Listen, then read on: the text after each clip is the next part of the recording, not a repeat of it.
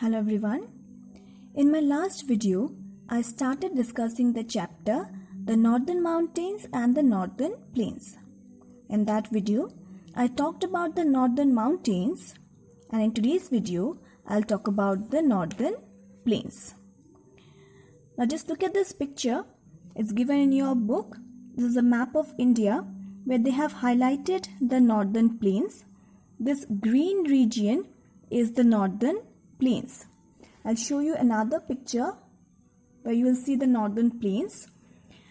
In my previous class, I talked about this blue region, the Northern Mountains, and in today's class, I'll talk about this green region, which is my Northern Plains. Now, before discussing about the Northern Plains, first of all, let's understand what plains are. Though I hope you know little bit about plains because we have learned about plains in the previous chapter. So what are plains? Plains are flat lowlands. The northern mountains, these were elevated land, and these plains are flat lowland. These are very good for cultivation because these land are very fertile. So these are very fertile because of the rivers that flow through this region. Many rivers and their tributaries flow through this region, and because of which the land, the northern plains, are very fertile. Why they are fertile, I have already told you, and as these are very fertile, so a large number of people also live here. Cultivation can be done here in abundance, and a large number of people also settle down in the northern plains. And this is why you will find cities like Kolkata, Delhi and all other places in the northern plains, and these places have huge number of people living there. Buildings can also be constructed easily on the plains as these are flat land, so one can easily construct buildings. And along with constructing buildings, industries are also constructed in the plains. First of all, because it is a flat lowland, so industries and all can be easily constructed. Other than that, the availability of water also benefits the industries. As I have said, in the northern plains, you will find the rivers Indus and Ganga and its tributaries flowing through it. So the availability of water also leads to the construction or to the settlement of many people there and construction of many houses and industries there. In today's class, as I have told you, I'll talk about the northern plains. So the northern plains are also called Indo-Gangetic plains. So first of all, we have come to know about plains, what plains are, and now talking about the northern plains. The northern plains are also called the Indo-Gangetic plains because of the two rivers Indus and Ganga, the two rivers Indus and Ganga which flow through this region.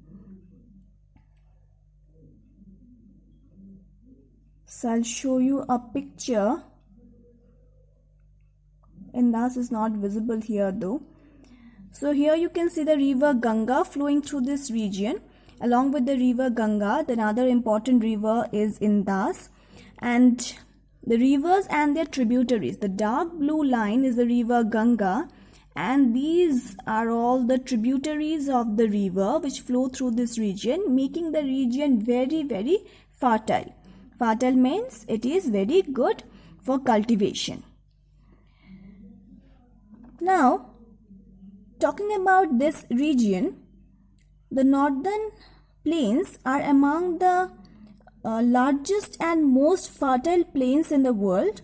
They are located to the south of the Himalayan range. Here it is, the Himalayan range, and these are located to the south of the Himalayan range, and it extends 3,200 kilometers across east to west. If I take the measurement, it is 3,200 kilometers from east to west, and it is 240 to 320 kilometer wide If I talk about the width, it is 240 to 320 kilometer wide, spanning from Punjab in the west and Assam in the east. So Assam to Punjab, so this region is my northern plains. The northern plains are very fertile, I have already told you, because of the rivers and the tributaries that flow through them. Now, we'll talk about the river basin. Now, what is a river basin? So this I can say is a picture where we can understand a river basin. So river basin is the portion of land drained by the river and its tributaries. So this portion of land is my river basin, where you can see the river and its tributaries flowing through it. So this is my river basin.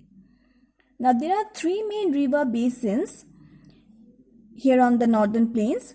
We have the Ganga basin, the Brahmaputra basin and the Sutlej basin.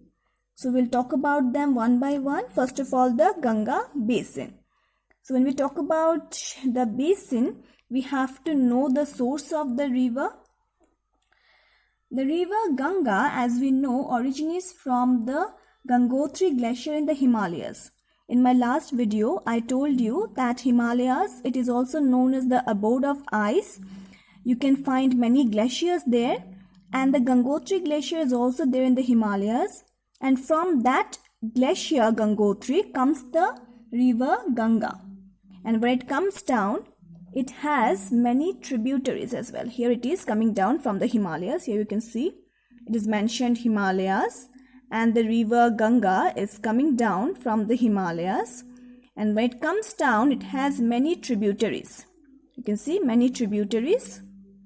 Tributaries are just like branches of a tree. You have the main trunk, which is the main river, and then you have the branches, which are the tributaries. Now, it has many tributaries and it flows through the states of Uttarakhand, Uttar Pradesh, Bihar, Jharkhand and West Bengal. So these are the main regions through which it flows and the main states. It has many tributaries, and the river Yamuna is also a tributary of the river Ganga, and the point at which the Ganga meets Yamuna is called Triveni Sangam. Here we have the Yamuna. Okay. This is the Ganga, the main river, and here it is the river Yamuna, which is basically a tributary of the river Ganga, and it is also, I would say, rainfall also increases the level of water, obviously. So this place is called Triveni Sangam, where the river Ganga and Yamuna meets. Now rainfall is received during monsoon, and eastern part of the plains receive more rainfall than the western part. Talking about the rainfall, in my last class I told you that during the monsoon season, the moisture-laden wind which comes from the Arabian Sea.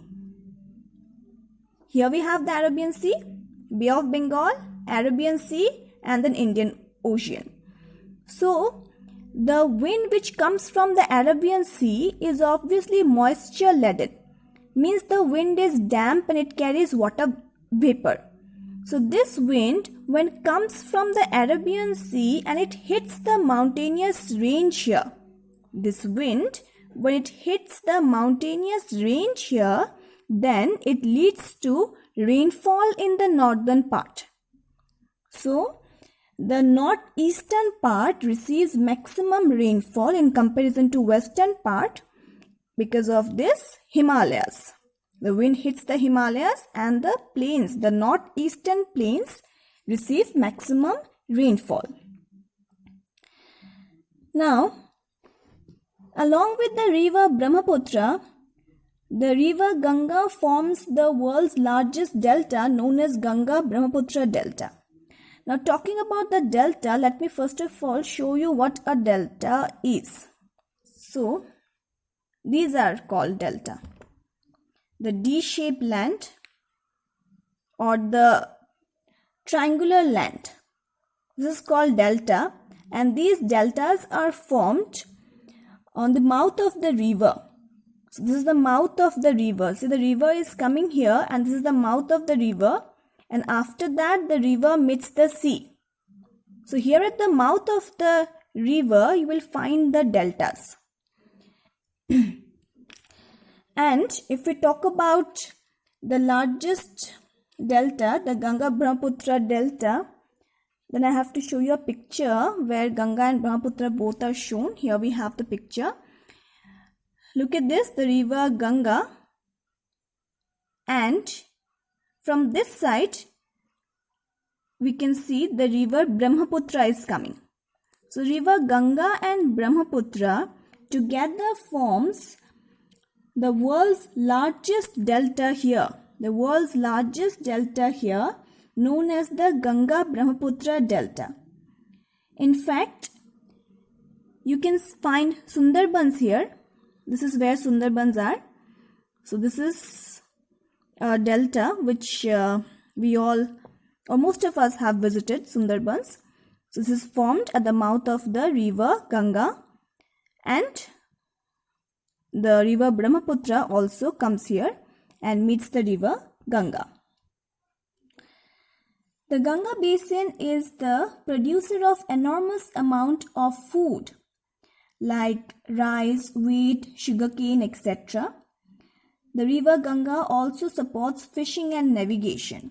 So if I talk about this particular region, this Ganga Brahmaputra region, I would say it is very fertile, and crops like rice and wheat and many other crops are grown in this particular region.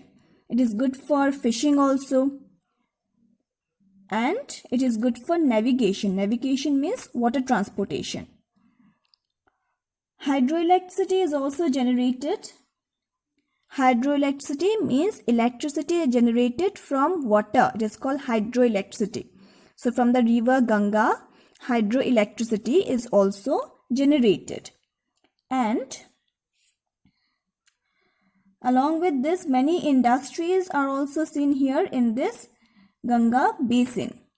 As we know, for the construction of industries, we need a flat land, and also we need water. Industries need availability of water.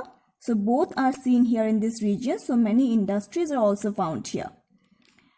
Many densely populated cities like Delhi, Agra, Varanasi and Patna are situated on this basin. So you'll find many places like here we have Varanasi, we have Patna, we have Allahabad, Kanpur, Delhi. So all these places are situated on the bank of the river Ganga, or are situated on the Ganga basin. Now the flat plains are used for rice and jute farming. In Assam, however, along with the cultivation of rice, mining and petroleum is also done. Now what are flood plains? Now talking about flood plains, I'll show you another picture. We know that in Assam, flood arises frequently. This is a flood plain. Now how are flood plains formed? When a river flows through a particular region, it carries along with it many sediments. When a river comes from the mountains and it reaches the plains, it carries along with it many sediments and minerals and many things. Now when this river reaches the plains, it deposits the sediments. It starts depositing, settling down the sediments and minerals there on the plains. And flood plains are basically formed when during the monsoon season, mainly when the river water overflows and it reaches the neighboring land. So when the river water overflows and it reaches the neighboring land, it carries along with it the sediments or the silt, what we say, and these sediments, minerals or silt are left there. They deposit there on the plains, both sides of the river, and which makes the land very fertile. And this is called flood plains. So we can see flood plains in this region, in the northern plains, and this flood plain is very good for cultivation. It is good for cultivation of rice, and that is why we can see rice in Assam as well. The cultivation is done in abundance. In Assam, we can see cultivation of rice, and along with it, these plains are also good for mining and good for production of jute as well. Now, after the Ganga plains, let's talk about the Brahmaputra basin. Now, if we talk about the Brahmaputra basin, let me show you the source of the river Brahmaputra. Here it is. Here you can see the river Ganga coming from this side, and the river Brahmaputra is coming from the other side. The river Brahmaputra originates in Tibet. So it basically originates in Tibet, and it is known as Sangpho there. Here in India, we know it as Brahmaputra, but there in Tibet, it is called Sangpho. It enters India in Arunachal Pradesh. So this is the map of India. Here we have Assam, and this is Arunachal Pradesh. So the river Sangpho enters India through Arunachal Pradesh, and then it reaches Assam, and then it moves towards the southern part of Assam, and then finally it enters Bangladesh and it empties into the Bay of Bengal. So it comes here from Tibet, enters Assam, and then it enters Assam, then it goes to Bangladesh. Here we have Bangladesh. It goes to Bangladesh, and then it meets the Bay of Bengal. So this is the journey of the river Brahmaputra. Now this river also receives heavy rainfall, and the soil is very fertile because of frequent flooding. If we talk about Assam, where the river Brahmaputra flows, we can see frequent flooding in Assam, and this is because of which Assam is good for the cultivation of many crops like rice. Crops like rice and jute are grown in abundance in this particular region where the river Brahmaputra flows. Now talking about the Sutlej basin. So here we have the Sutlej basin. So you can see the river Sutlej, and it meets the other rivers also. Here we have the base, which is basically a tributary of the river Sutlej, and then it finally reaches Pakistan. Okay. So the river Sutlej also originates in Tibet. So let's see the journey of the river Sutlej. Here it is. It is originating in Tibet. It is also originating in Tibet, and then it enters India, and then it goes to Pakistan. The river Sutlej originates in Tibet and enters India through Shipki-La Pass. Now what is a pass? I have told you in my last class. So it enters India through this Shipki-La Pass in Himachal Pradesh, and you can see this line. This is the river, and this line which you can see joining the main river, it is a tributary of the river Sutlej, which is called Bias. This is this line which is joining the main river. It is called Bias, which is a tributary of the main river Sutlej. In India, the Sutlej basin mainly includes the states of Punjab and Haryana. So it mainly includes the state of Punjab. Here we have Punjab and Haryana. And then it goes to Pakistan, as you can see in the picture.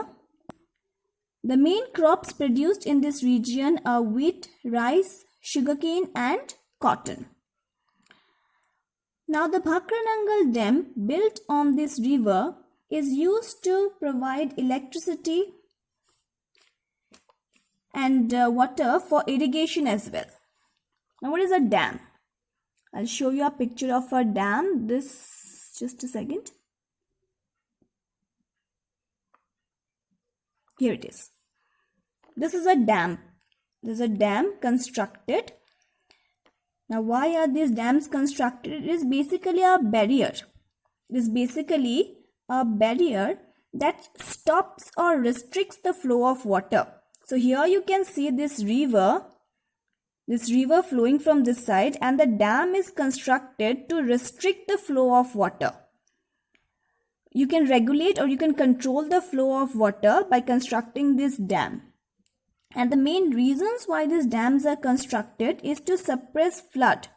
If I lock the gates, if I don't allow the water to reach this region during flood, then this particular region can be protected from overflow of river water.